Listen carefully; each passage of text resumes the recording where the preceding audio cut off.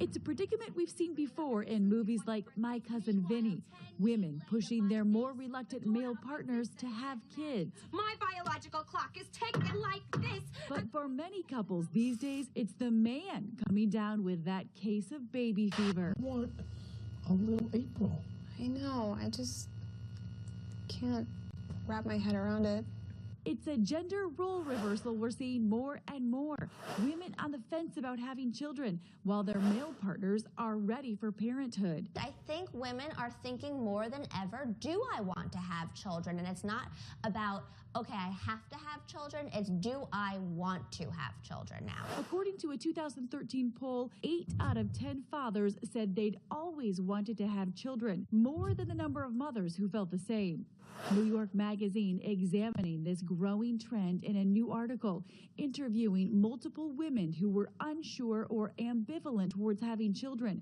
The women citing concerns over loss of autonomy, a non-equal split in childcare, and the effect it might have on their career. Today's young women are so much more integrated into the workforce. And I think that integration is a lot of what's going on when women are sort of weighing whether or not they want to have a kid. I think that's a really different dynamic than we've seen maybe in previous generations.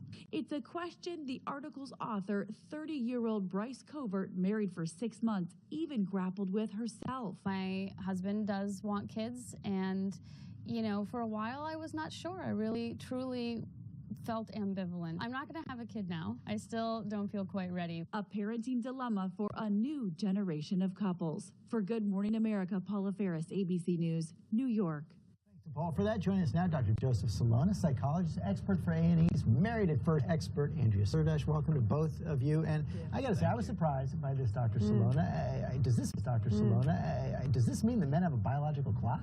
I wouldn't say men have a biological clock, but I do think many men have a strong preference to be of a certain age when they have children. They may want to be youthful enough to, or even just want to be part of their grandchildren's lives should they have them, or increase the likelihood that they are. But don't women want that too? That they are. But don't women want that too, though? Yeah.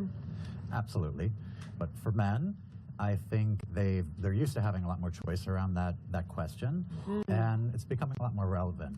They have more time. Should the couple have this conversation? It's a pretty big conversation. It's a big conversation, and it's an important one, and I'm always shocked that couples wait so many years before it comes up. So don't have it on date 3, but picture with the person, you have to put these topics on the table. And once you put it on the table, I would think if you disagree over this, that's kind of it, right? It could be a big deal breaker. I mean, it's perhaps the most important decision you're going to make as a couple, and you can't have one person say no. It cannot be a unilateral decision. So how do you have that discussion? How do you approach that, do you think? I think this is a discussion, again, that has to happen early on in a relationship. I think the earlier the better. The more emotionally engaged you are in the relationship, the more difficult this discussion may be. So something that should be identified early. Isn't it easier for the guy to push when the woman is the one who actually has to carry the baby?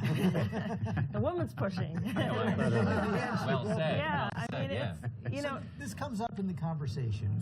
How would you talk a couple through? What kind of tips would you have? Well, the first tip I have is do not make assumptions. So if many years ago your partner said, I don't know how I feel about kids, don't assume today he or she has the same answer. We evolve, we change our minds.